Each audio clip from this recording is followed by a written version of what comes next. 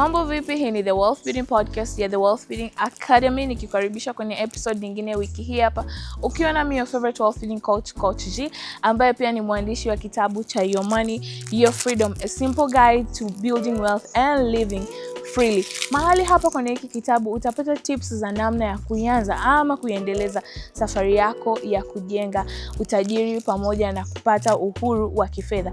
Wale ambao wameshanunua hiki kitabu watakwambia kwamba it's truly a simple guide. Hakuna siasa humu ndani. Kitabu ni kidogo because it's a simple guide. Kama kinavyoitwa a simple guide, it's truly a simple guide. Hata kama upendi kusoma kitabu, this is a simple guide. Hiki utakipenda. Unaweza kupata nakala yako sasa hivi kwa shilingi 15 peke yake badala ya shilingi 30. Wasiliana na sisi kwenye namba zinazoonekana kwenye screen yako ili kupata nakala yako ama kumnunulia rafiki ama ndugu jamaa nakala ya kitabu hiki cha Your Money, Your Freedom.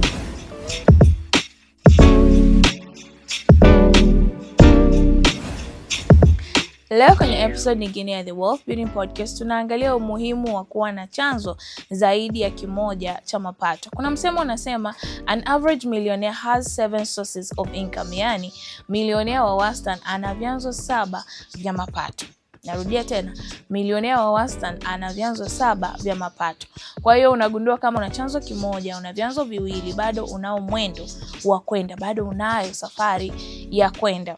Na watu wengine mbaya zaidi unapata kwamba tunategemea chanzo kimoja tu cha mapato. Na hawa ndio haswa ninataka kuzungumza nao kwenye episode ya leo. Ya kwamba kutegemea chanzo kimoja cha mapato, iwe ni mshahara ama ni biashara, ni kama kusimama na mguu mmoja. Yani umesimama na mguu mmoja alafu huna kitu ulichokishikilia kushoto wala kulia. Tafsiri yake ni kwamba unaelekea kuanguka. Yani hatari za kuanguka zipo nje kwa sababu umesimama na mguu mmoja. Hiyo ndio mfano wa mtu ambaye anategemea chanzo kimoja cha mapato. So that's dangerous. Lazima uhakikishe ya kwamba unatafuta namna ya kusimama basi angalau na miguu yako yote miwili badala ya kusimama kwa kutegemea mguu mmoja. Yaani kusimama kwa kutegemea chanzo kimoja cha mapato. Kunao umuhimu. Na nataka ufikirie, uvute picha kwamba unategemea chanzo chako hiko kimoja cha mapato. Tukiita mshahara, tuseme ni mshahara. Now, fikiria ile stress unayokuwa nayo kwa kutegemea kupata mapato tarehe moja tu ya mwezi. Tarehe moja peke yake ya mwezi, sijui ni tarehe 28, 27, 29 au 30, lakini tarehe moja ya mwezi ndio huwa wote unaitizamia. Muda mwingi unaitizamia hiyo tarehe moja mwezi mzima. Baada ya ile tarehe unarudi back kwenye stress.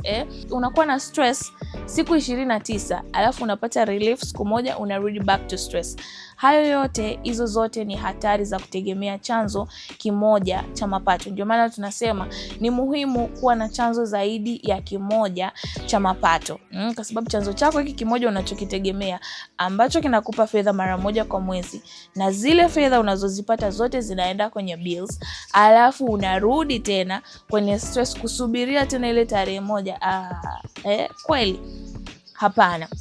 Na tunaposema kwamba uwe na vyanzo zaidi ya kimoja cha mapato, hatusemi ukafanye mambo 10 kwa wakati mmoja. Hapana. Tunasema tu kwamba ni muhimu kuweka mifumo itakayokupatia mapato hapo unapopata hicho kipato chako. Kwa hiyo kwa maana yake ni kwamba kama unafanya kazi, umeajiriwa mahali fulani, tafsiri yake ni kwamba angalia unachoweza kukifanya hapo ili kuongeza mapato yako. Iwe ni utatafuta product ya kuuzia wenzio, iwe ni utaanzisha kabiashara kadogo karibu na hapo, just do something uweze kuwa na chanzo kimoja zaidi ya kimoja cha mapato. Kama ni biashara unafanya, tunataka sasa uanze pia kuwekeza kwenye vipato tulivu ama passive income. Hivi ndivyo tunavyokutuma uende ukavifanye. Lengo ni kuhakikisha kwamba mwisho wa siku utegemei kusimama na mguu mmoja, utegemei kusimama na chanzo kimoja cha mapato. So kwa nini tunasema uhakikishe kwamba unakuwa na vyanzo vingi vya mapato? Umuhimu ni nini? Umuhimu moja hapo ni kuwa na peace of mind. Unapokuwa una uhakika leo chanzo hiki kitakuingizia fedha, leo kile pale kitakuingizia, kesho kutwa kile pale kitakuingizia, alafu tarehe fulani kingine kitakuingizia. Unaona hiyo peace of mind unayokuwa nayo, badala ya kutegemea tarehe moja tu kwenye mwezi ndio upate mapato. Unakuwa leo umetega hapa, kesho umetega pale, kesho kutwa umetega pale, na wala sio kazi ngumu kama hivyo unavyofikiria. Ni swala tu la kuamua kuanza ni swala tu la kuchoka kutegemea hicho kipato kimoja. Ukichoka na ukiamua, utapata njia ya namna ama ni nini ufanye ili uweze kuongeza vyanzo vyako vya mapato. Umuhimu mwingine wa kuwa na chanzo zaidi ya kimoja cha mapato ni kwamba unaweza kuwa na maamuzi kwenye maisha. Wakati mwingine unakosa maamuzi kwenye maisha, huwezi kuamua kwa sababu utaamua nini? Utaamua ufanyeje? Yani kwa mfano unataka kuhama mazingira yako ya kazi, utahama uende wapi? Angali hapo unapotaka kutoka ndipo unapotegemea kupata mkate wako kila siku.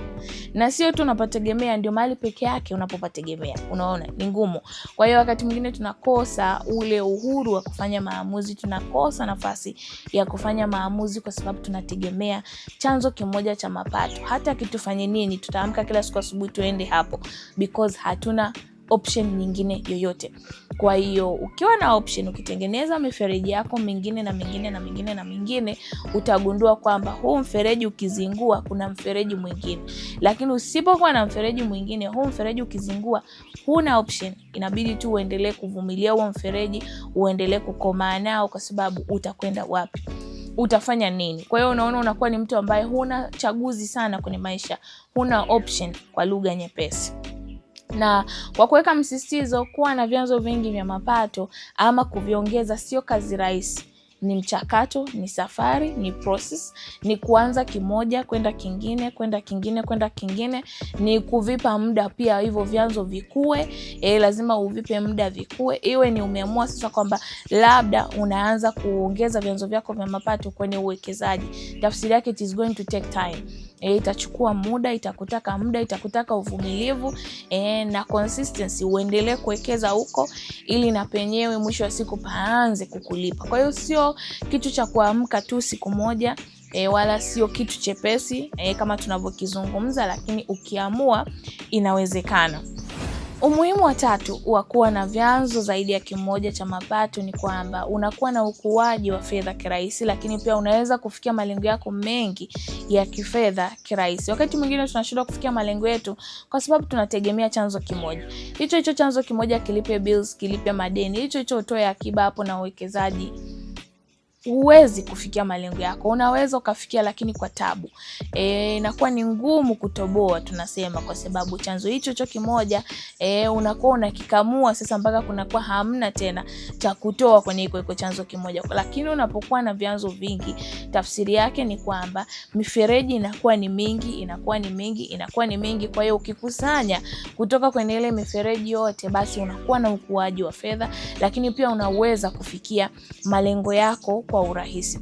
Wakati mwingine watu wengi hufikiri kama solution labda ya kushindwa kufikia malengo yao ama kushindwa hata kulipa bills zao kwenye maisha, unafikiria labda solution wakati mwingine ni kucut cost, ni kupunguza gharama za maisha. Lakini gharama za maisha peke yake kuzipunguza haitoshi. Wakati mwingine unaweza kupunguza gharama, ukacut cost, ukacut spending mpaka kukawa hakuna cha kukat. Kwa nini? Kwa sababu tu unategemea chanzo kimoja. Kwa hiyo iko chanzo kimoja wakati mwingine kinaweza kisitoshe kabisa. Hivyo kikakuletea stress, ukaambiwa punguza matumizi, ukapunguza matumizi mpaka ukawa huna tena matumizi ya kuyapunguza. So badala yake tunakwambia angalia namna ya kuongeza vyanzo vyako vya mapato. Wakati mwingine inaweza isiwe kufanya vitu vikubwa sana.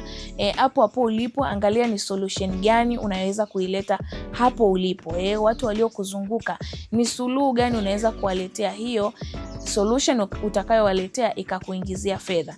Iwe ni kuanzisha kabiashara kadogo, iwe ni kuuza products ndogo ndogo, vyote hivyo vinaweza vikakuingizia mapato. Lakini pia unaweza kuuza ujuzi uliokuwa nao nje ya mahali ulipoajiriwa. Kama una ujuzi fulani ukautoa hapo ulipoajiriwa, ukaenda pia ukauuza huko nje, ukapata mapato. Siku hizi uzuri ni kwamba kuna platform mbalimbali ambazo unaweza kuuza ujuzi wako nje ya ajira yako. So do that. Una ujuzi fulani, usiishie tu kufanyia kazi kwenye 9 to 5 yako. Toka nje, jiongeze, go sell that skill, upate uongeze chanzo cha mapato. Tumia social media vizuri. Ni hatari na ajabu kwamba utakuta mtu unatumia social media just to scroll, kuangalia tu vitu unavyoviangalia ambavyo havikujengi, huingizi nia yoyote. Unakuta una scroll kuangalia watu ambao wanaingiza fedha, wewe uingizi fedha yoyote.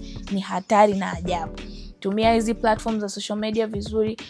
Kama unaweza unapata bundle la kuscroll, angalia badala ya kuscroll na wewe unaweza kuleta nini social media ukapata mapato. Kwa hiyo ukiangalia kuwa na chanzo kimoja cha mapato wakati mwingine ni uzembe tu na kuamua kwako tu, mtu umeamua kwako, lakini ukithink outside the box, ukijiongeza, opportunity ni nyingi, fursa ni nyingi, fursa ziko mbalimbali.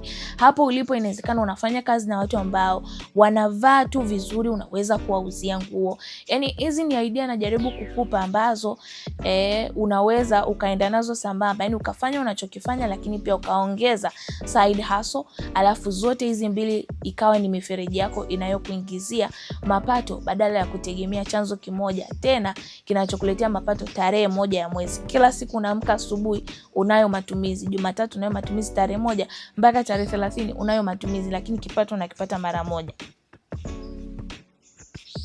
Red flag. Hiyo ni hatari, na hii hatari inabidi uidhibiti, na kuidhibiti ni wewe peke yako.